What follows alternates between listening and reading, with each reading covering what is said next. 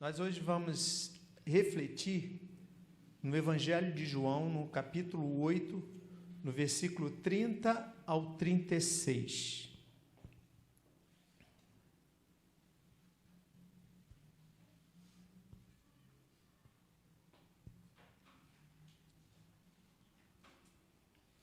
O irmão tem a Almeida Corrigida Fiel, que aí fica na mesma versão que eu vou estar aqui lendo. Tem? Muito obrigado, meu irmão. Diz assim a palavra do Senhor. Dizendo ele estas coisas, muitos creram nele. Jesus dizia, pois, aos judeus que criam nele, se vós permanecerdes na minha palavra, verdadeiramente sereis meus discípulos, e conhecereis a verdade, e a verdade vos libertará. Responderam-lhe, somos descendência de Abraão, e nunca servimos a ninguém. Como dizes tu, sereis livres? Respondeu-lhe Jesus, em verdade vos digo, que todo aquele que comete pecado é servo do pecado. Ora, o servo não fica para sempre em casa, o filho fica para sempre. Se, pois, o filho vos libertar, verdadeiramente sereis livres. Amém? Senhor, muito obrigado, ó Pai, porque Tu nos dá a opção de sermos livres, livres do pecado, livres da condenação e nos tornarmos verdadeiramente filhos Teus. Senhor, que a Tua palavra encontre guarida, morada em nossos corações.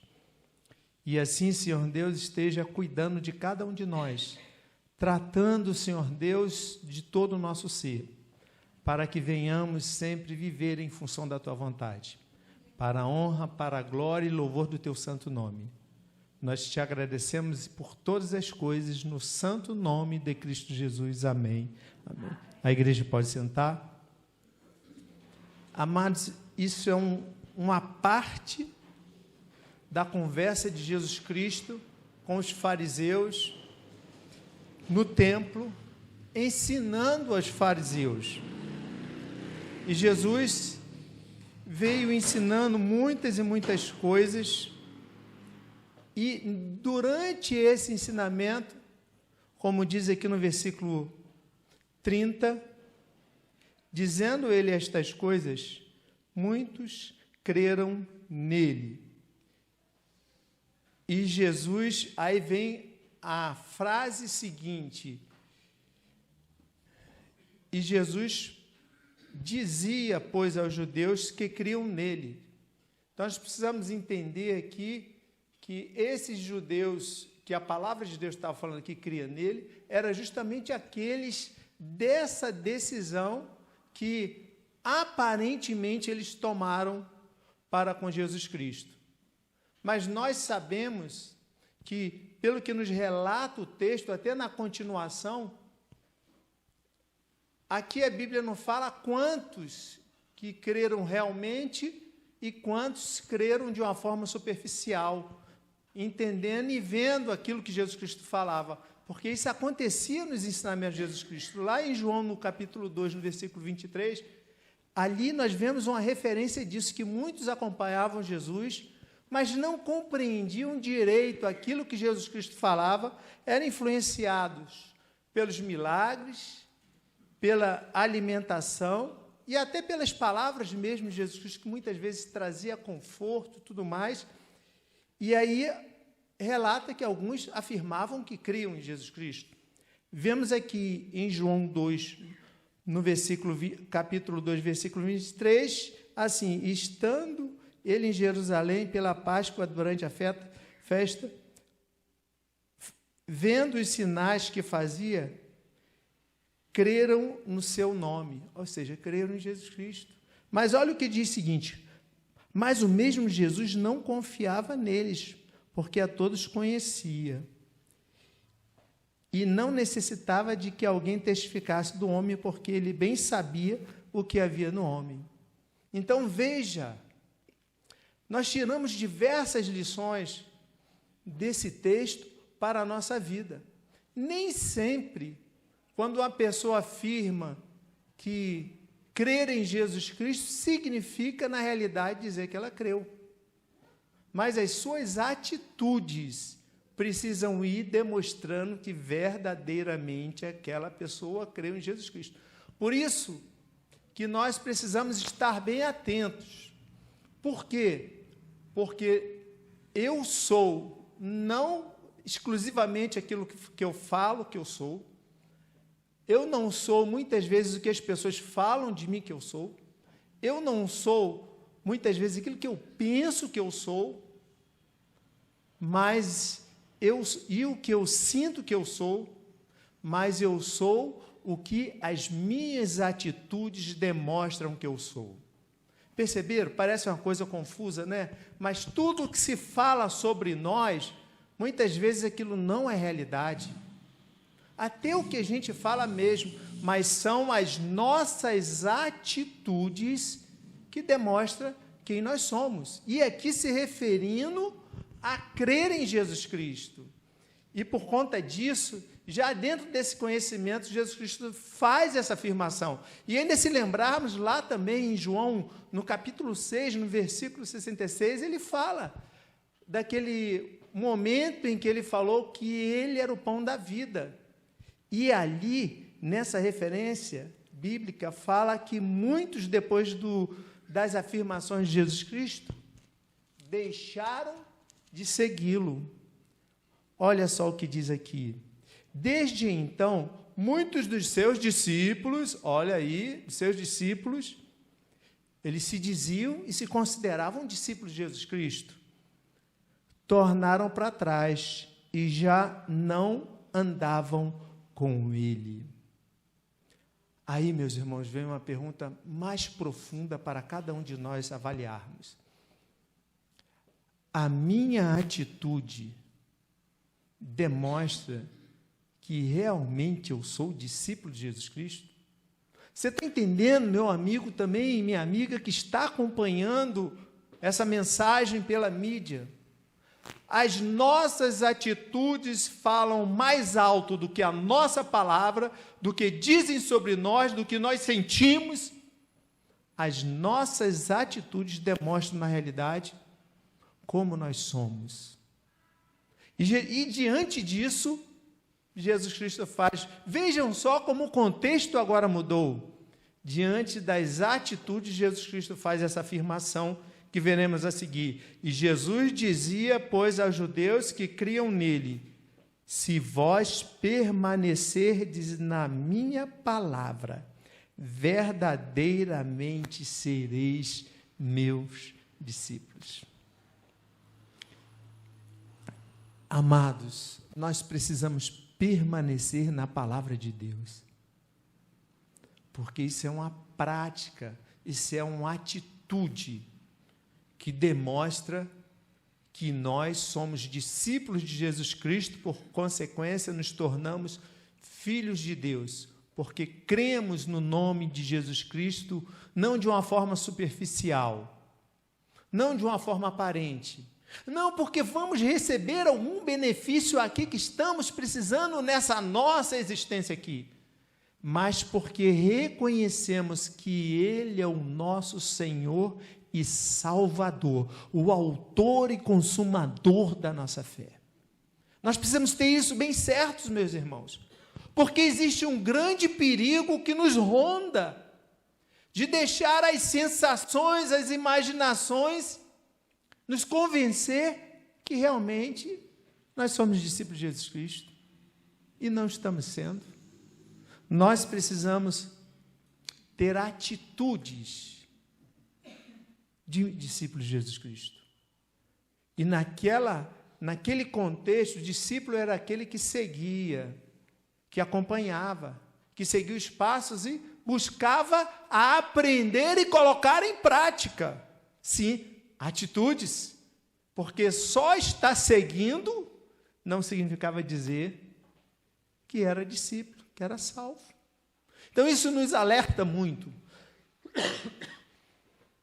O que garante que realmente nós somos discípulos de Jesus Cristo? São as atitudes que nós tomamos. Irmãos, quando o Espírito Santo entra na nossa vida e começa a trabalhar, transformar o nosso ser, porque recebemos a salvação em Jesus Cristo, nós nos tornamos filhos de Deus, irmãos de Jesus Cristo e discípulos de Jesus Cristo, buscando aprender dele como nós devemos viver aqui. E por isso ele faz esse alerta tão urgente. E nós já entendemos, nós já sabemos que a salvação em Cristo Jesus vem do momento em que nós nos reconhecemos condenados por causa do pecado, destinados a uma separação eterna de Deus. Porque não tem como nós recebermos a salvação se não crermos que, nesse momento, antes de receber a salvação, nós estamos debaixo de uma condenação eterna. É isso que é a salvação. E a condenação eterna não vem exclusivamente pelo medo, mas vem mais pela demonstração de amor de Jesus Cristo para conosco. Muito obrigado.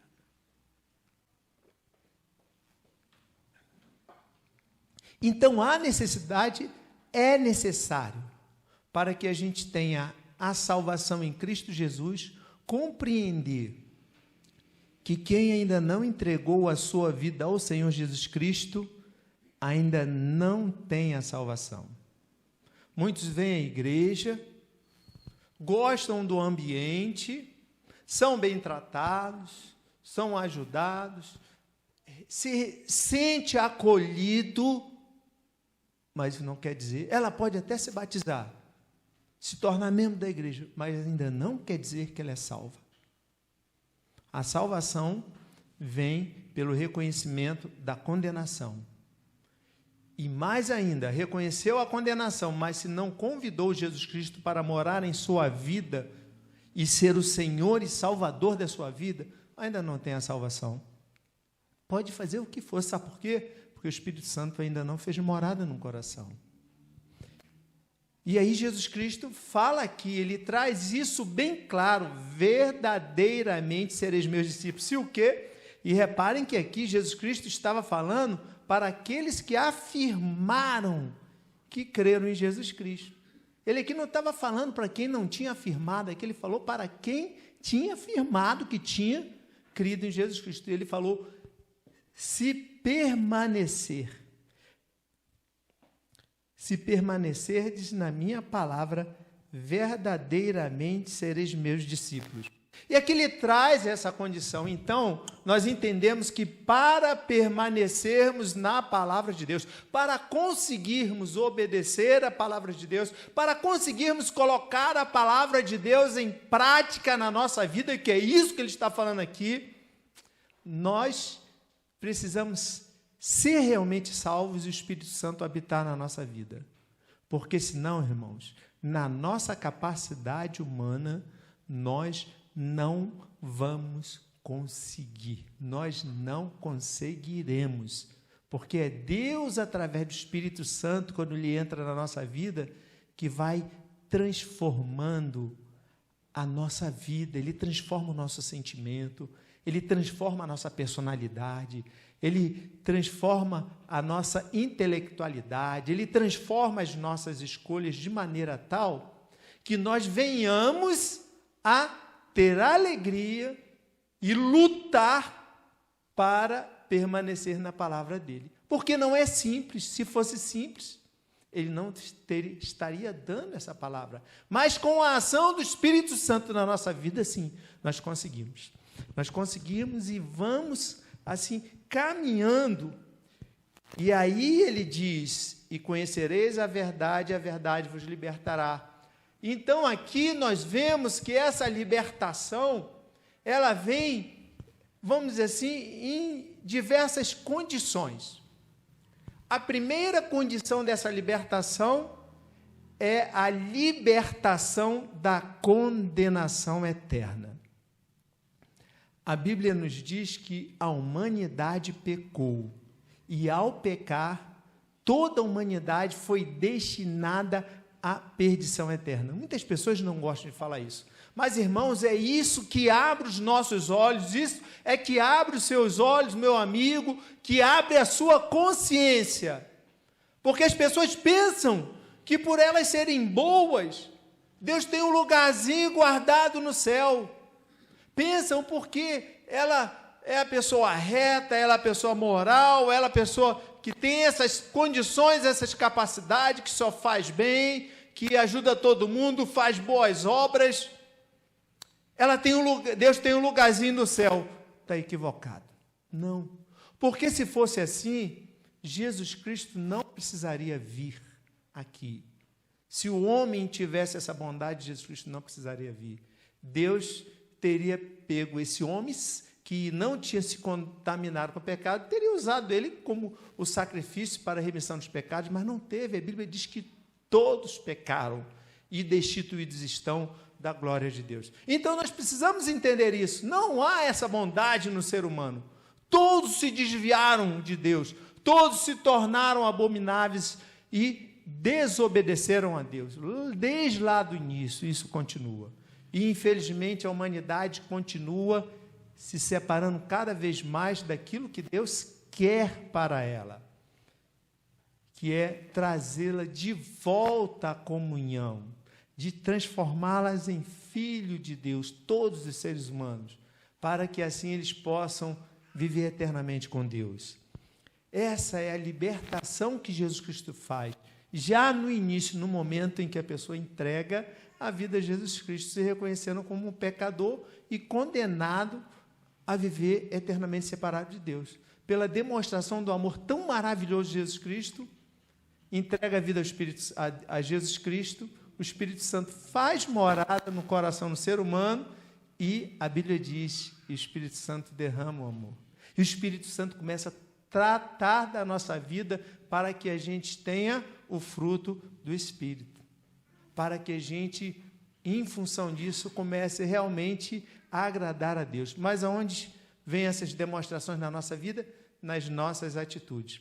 Eu sei que nós estamos ainda lutando contra o pecado, essa é a realidade. Nós lutamos contra o pecado o tempo todo, mas nós precisamos continuar lutando, com a ajuda do Espírito Santo, nos dedicando, nos aprofundando na palavra de Deus para compreendê-la e colocar em prática. Então, o que acontece? Realmente, aquele que entregou a sua vida a Jesus Cristo, ele deixou de ter essa condenação.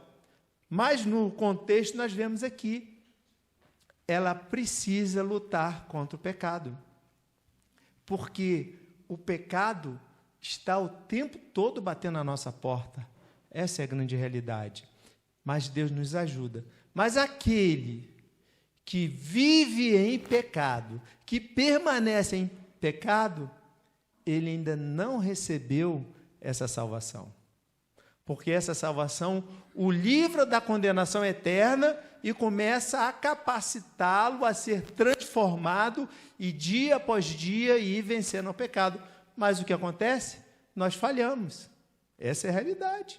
Nós falhamos. Aí o Espírito Santo, que está trabalhando na nossa vida, nos mostra a falha, nós nos arrependemos e confessamos ao Senhor. Se confessar os vossos pecados, os nossos pecados, Ele é fiel e justo para perdoar os pecados e nos purificar de toda injustiça. 1 João 1,9. Vocês entenderam? Então, Ele já preparou o remédio. A ação do Espírito Santo na nossa vida, pois a palavra de Deus diz que quem convence o homem do pecado, da justiça e do juízo é o Espírito Santo, que já habita na vida daquele que entregou a vida a Jesus Cristo e recebeu essa salvação, e se tornou discípulo de Jesus Cristo, e se tornou filho de Deus.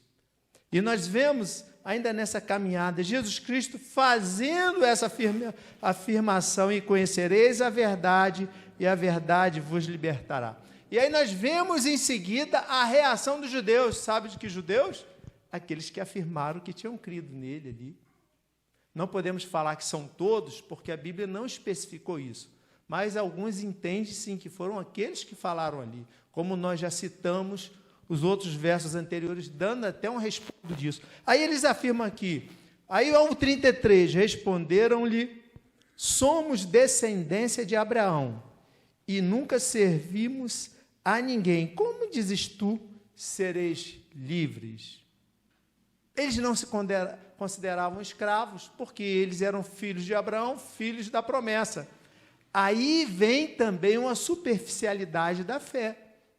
Por quê? Porque a promessa de Abraão está na fé e não nas obras. Está na fé, porque ele foi justificado pela fé e se tornou o pai da fé, o pai na fé, como a Bíblia diz, e a partir daí a descendência dele foi sendo preparada para que Jesus Cristo viesse da descendência de Abraão. Então, a profecia se refere à vinda de Jesus Cristo, para que aí, através de Jesus Cristo, todos pela fé entregassem a vida a Jesus Cristo, compreendesse, porque em Jesus Cristo é que veio a justificação, é que veio a libertação do domínio do pecado, é que veio a condição de nós termos cancelado sobre a nossa vida a condenação da separação eterna. E a cédula que era contra nós foi cravada na cruz, no momento em que Jesus Cristo derramou o seu sangue no Calvário por cada um de nós. Os judeus não criam em Jesus Cristo, alguns creram, mas muitos não criam, estavam dominados pela religiosidade. Eles conheciam o que a palavra falava, mas não entendiam que Jesus Cristo era o Messias. Eles queriam um Messias político para trazer o domínio de novo de Israel sobre os povos, libertando Israel do domínio de Roma, de tudo aquilo ali. Era isso que eles queriam. Então, eles estavam na religiosidade e não entenderam. Chamaram até nesse contexto aqui de Jesus Cristo, filho de quem não se sabia o pai, de um adultério, de um ato errado. Eles não conheciam sim, muitos deles, a profecia que a Virgem daria a luz. Eles sabiam dessa profecia. Mas veja como a religiosidade, tudo isso cegava os olhos dele. Amados, nós precisamos vigiar. A hoje deu um trava, hein? Vocês viram? Está difícil, hein? Religiosidade. Amém. Foi difícil, né? Mas foi bom que quebrou um pouquinho. Amados, a gente precisa vigiar. É porque eu vim falar agora de mim, de nós mesmos, né? Amados, se nós não vigiarmos, nós caímos na armadilha da religiosidade. Deu certo agora. Religiosidade. Então, nós precisamos vigiar. O que Jesus Cristo falou lá? Vigiai e orai para não cairdes em tentação. O Espírito está pronto, ou seja, o Espírito está pronto, o Espírito Santo está em nós. Nem a nossa capacidade espiritual, não. Ele está falando aí dos filhos de Deus. O Espírito está pronto. Quem? O Espírito Santo que vive em nós. Mas a nossa carne é fraca. Ela por si só não vai vencer, não adianta. A moral, a bondade, o conhecimento, aí a humildade que ele acha que ele tem, não vai dar capacidade para vencer o pecado. Por isso, vigiar. E vigiar, sabe o que é, irmãos? Aí a pessoa pensa, bem, a minha capacidade de vigilante, eu estou preparado, deixar. Não. Esse vigiar se refere à palavra de Deus. Por isso que Jesus Cristo fala aqui, se permanecerdes nas minhas palavras, verdadeiramente sereis livres. Aí nós entramos na resposta de Jesus Cristo, porque é o Senhor Jesus Cristo, é a ação do Espírito Santo, é o compromisso com a palavra de Deus, que vai nos capacitar a vigiar, que vai nos capacitar a vencer o pecado. E aí a gente entende com clareza o que Jesus Cristo afirma logo a seguir, depois dessa fala dos fariseus, daqueles que até falaram que criam nele. Respondeu-lhes Jesus: em verdade vos digo. Repare que toda vez que Jesus fala em verdade vos digo, é ressaltando, para se prestar atenção naquilo que ele está falando, que é muito importante, porque era isso que estava impedindo aqueles homens, aquele povo, que conheciam a palavra de Deus que existia até então, que eram os profetas e as leis, lá do povo judeu, e eles conheciam, mas não estavam buscando colocar em prática como Deus queria. E aí Jesus Cristo afirma para eles: em verdade vos digo que todo aquele que comete pecado é servo do pecado. Aí eu fiquei curioso nessa afirmação. Falei, meu Deus, então a gente luta contra o pecado, mas tem vez que a gente peca? Não tem? Então a gente, não, mas esse comete pecado aqui. Eu fui olhar lá no grego, né? O sentido aqui não é de fazer uma vez, mas é de permanecer no pecado. Um conceito de habitar, um conceito que a pessoa vive pecando. Porque se nós recebemos a salvação em Cristo Jesus, o que acontece com os pecados que nós tínhamos antes? Ele nos limpa, nos lava de todo e qualquer pecado. Nós somos justificados, segundo Romanos 5:1, pelo sacrifício que Jesus Cristo fez. Nós nos tornamos nova criatura. Ali começou uma nova existência. A partir dessa nova vida que Ele nos dá, a partir dessa filiação divina, nós precisamos buscar viver em santidade. E viver em santidade é aquilo que Jesus Cristo falou: vigiai e orai, para que não entreis em tentação, para não pecar. Mas nós conseguimos vigiar o tempo todo? Sim ou não? Não. Aí nós pecamos. Mas o Espírito Santo fala conosco, Ele nos mostra. E aí o que nós devemos fazer? Nos arrepender, confessar ao Senhor Deus, como eu já falei em 1 João 1,9. E Deus vai, apaga aquilo ali, tira aquilo ali, e nós restauramos a nossa comunhão. Então, o conceito desse comete é permanecer no pecado. Esse é o conceito desse comete, né? O que acontecia era que os judeus, devido à sua religiosidade, devido não estar atento do que as Escrituras falavam, tendo conhecimento profundo delas, principalmente os fariseus, os sacerdotes, os príncipes da sinagoga, os líderes da sinagoga, continuavam no pecado. Não reconheciam que Jesus Cristo era Filho de Deus. E se vocês lerem o contexto todo, vocês vão compreender isso aí. Eles não entenderam. E aí Jesus Cristo faz uma comparação, como eles sendo servos, por estarem na casa do Pai, mas não eram filhos. Por quê? Porque não tinham recebido Jesus Cristo como Salvador. Não iam receber, estavam rejeitando a providência de Deus. Um momento em que Deus se tornou homem e pisou na terra, para se sacrificar no nosso lugar, numa condenação que Ele mesmo deu. Mas Ele deu a condição de nós voltarmos, nos arrependermos e seguirmos como filhos dEle. E aí Ele diz aqui, olha o que Ele diz: ora, o servo não fica para sempre em casa, o filho fica para sempre. Sabe onde ele estava naquilo ali? Dentro do templo. Eles não consideravam, e a Bíblia não diz que o templo é a casa de Deus, e eles não amavam muito estar em templo, então Jesus já estava falando para eles: vocês estão sendo servos, não filhos, mas servo no sentido de escravo, não servo no sentido de servir a Deus, porque eles estavam servindo a religiosidade e não a Deus. Impunham cargas sobre as pessoas. Mas diz a palavra de Deus, Jesus Cristo falando, mas eles não conseguem levantar as cargas que eles botam sobre as pessoas, nem com o dedo deles. Não se movimentavam. eram hipócritas, como Jesus Cristo falava. E a hipocrisia é a pessoa mandar você fazer uma coisa que ela não faz de jeito nenhum. É hipocrisia.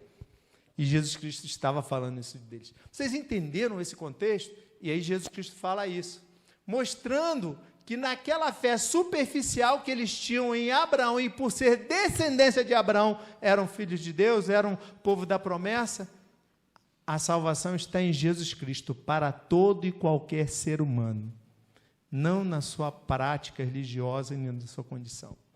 É necessário entender isso. Aí, Jesus Cristo fala, fecha esse diálogo de uma forma maravilhosa, e ele diz: se, pois, o Filho vos libertar, verdadeiramente sereis livres. Então, o que nós entendemos disso aí? Para termos a salvação em Cristo Jesus, o Filho precisa nos libertar, mas para o Filho nos libertar, nós precisamos entender que a nossa condição humana era a separação eterna de Deus. Mas o Filho de Deus, o Senhor Jesus Cristo, que tudo foi feito por Ele, tudo foi feito para Ele, tudo foi feito nele, para que Ele viesse aqui e morresse no nosso lugar, para nos capacitar a vencer essa condenação, para nos capacitar a vencer o domínio do pecado, sim, porque na hora que nós recebemos a salvação em Cristo Jesus e o Espírito Santo entra na nossa vida, o Espírito Santo de Deus vai nos capacitando a permanecer na palavra, a lutar contra os sentimentos, a lutar contra os obstáculos, a vivermos conforme aquilo que Deus quer, para a honra, para a glória, para o louvor dEle. Nós precisamos fazer isso, amados. Nós precisamos mais do que fazer, nós precisamos, essa condição precisa ser o norte da nossa existência. Em Colossenses, Paulo fala para nós fazermos tudo para Deus e nada considerando para o ser humano. O que significa dizer isso? O meu relacionamento com a minha família, eu preciso entender o que eu faço, ele é para Deus, porque a minha vida precisa glorificar Deus. Paulo fala também lá em 1 Coríntios 10, 31, o quê? Quer comais, vejam só, ele estava falando de alimentação, né? Mas o fechamento disso foi maravilhoso, porque olha o que Paulo fala: quer comais, quer bebais, ou façais qualquer outra coisa, fazei tudo para a glória de quem? Entenderam? Olha, ele vem falando de coisas simples da vida, como alimentação, como beber e qualquer outra coisa. Isso que significa dizer? No nosso relacionamento dentro do nosso lar. Quando nós começamos a pensar assim, bem, eu tenho que, em primeiro lugar, antes de agradar a gente, eu preciso agradar a Deus. Vocês sabem, se nós conseguirmos buscarmos viver isso, o que vai acontecer com os relacionamentos conjugais? O marido entende que lidando com a esposa, ele não está fazendo em primeiro lugar para agradar a esposa, ele está fazendo para agradar a quem? A Deus. E a esposa com o marido? O que vai acontecer? O inimigo vai ficar muito triste, porque o inimigo arranja tanta confusão. Mas e com o filho? E com os irmãos? E no trabalho? E na igreja? Vocês viram? O que Deus faz? Falou lá. Nós precisamos viver. E são as nossas atitudes. Olha só como que Deus faz o fechamento.